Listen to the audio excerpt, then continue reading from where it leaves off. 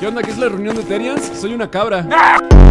Así es, somos el club de los chicos con palo. Todos los días nos juntamos a ver quién tiene el palo más grande. Vestida de zorra. Por eso soy una Terian y me identifico como una zorra. Ojalá si fueran los humanos. ¿Peludos? Porque mi tía Georgina... Pero me identifiqué mucho con lo que decías en tu video de Terian. Yo también soy una zorra. ¿Qué hago aquí? Mayra, ese café que hiciste era con leche entera, ¿no? Me estoy cagando.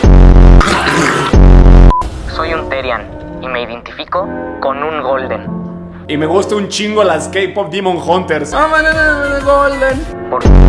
Para mí que este güey es Terian, pero no sabe cómo entrar al club. Ya, cabrón, no te avergüences, ahora eres una vaca. Eso, ese te ve hermoso.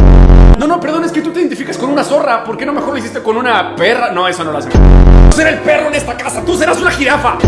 A menos a que la psicóloga... ¡Ah!